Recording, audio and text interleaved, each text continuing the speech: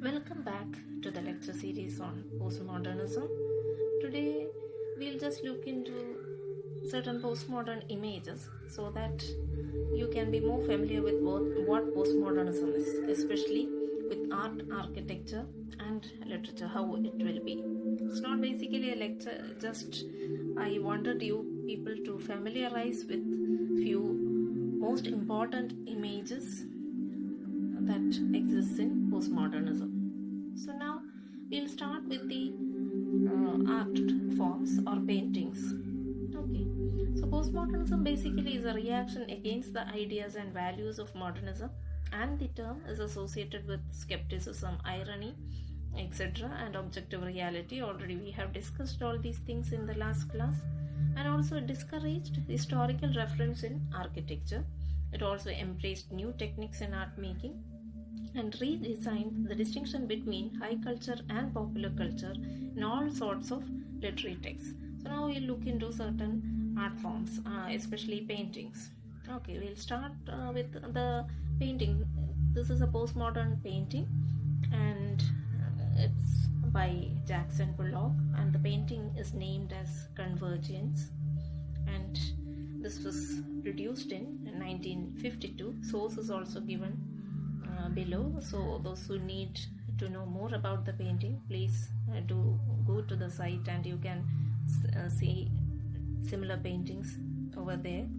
So this is a huge painting which is regarded as one of the most famous paintings of this postmodern era, and this abstract expressionism is the form, the method that is explored in this painting. Abstract expressionism, which is considered as one of the most important features of postmodernism.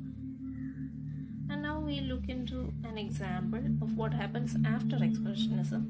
So this is also an abstract painting by Frank Stella, and this is an example of geometric abstraction.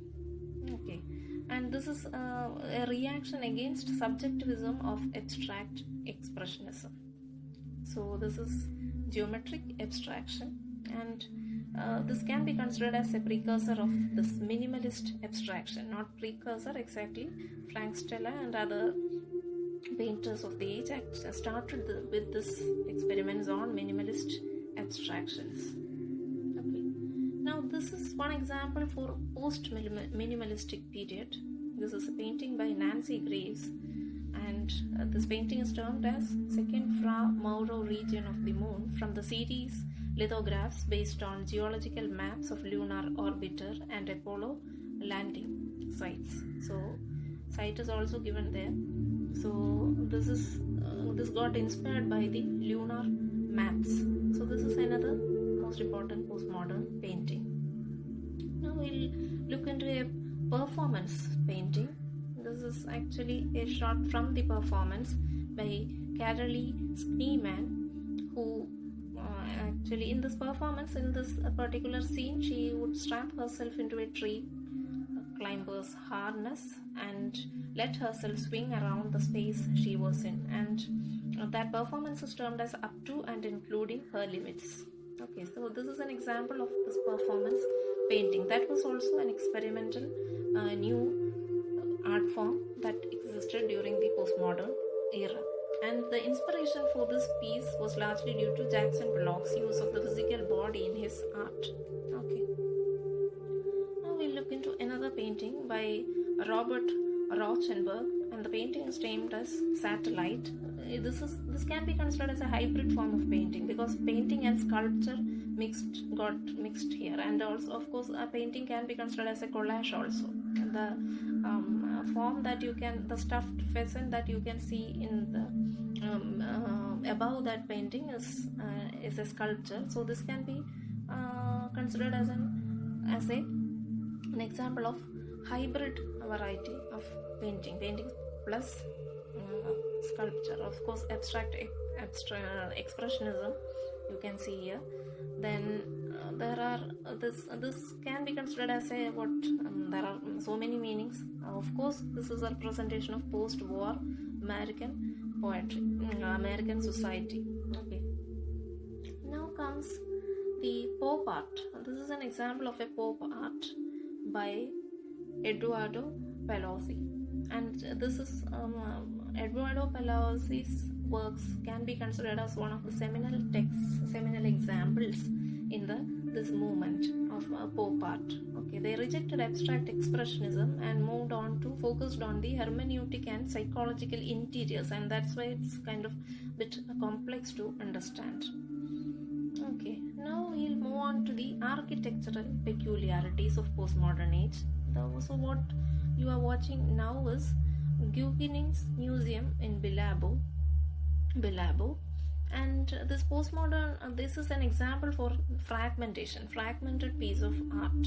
Okay, postmodern artists were known for creating fragmented buildings, and they experimented with the changes in color, work, medium, etc.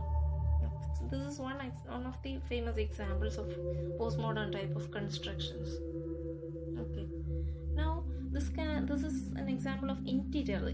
This is state of Illinois Center in USA. The interior of this building looks like this. That is also an example of postmodern construction. As a style or movement, postmodernism is often seen as being mostly concerned with exteriors, and the role of building plays a kind of urban composition. Okay, so this the interior also you can see the difference. Okay, this is usually the in the texts also they do the same kind of experimentation. If you try to compare the text with this kind of art forms, you will understand it better. And now this is an example for asymmetry and fragmentation. Of course, all these are examples of or the characteristics of postmodernism.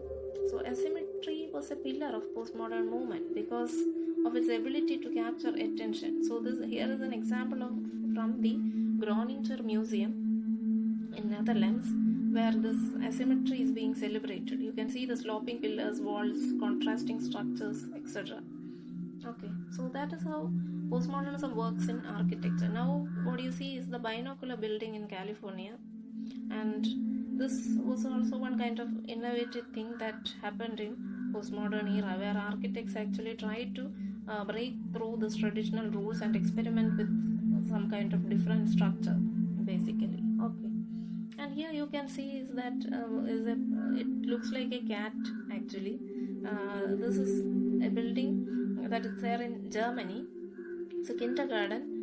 Okay, and here the postmodernists actually started experimenting with animal forms. Many kinds of animals. They were this especially kind of post-humanistic approach, not anymore anthropocentric. They started experimenting other stuff also. So that you can see in this kindergarten thing.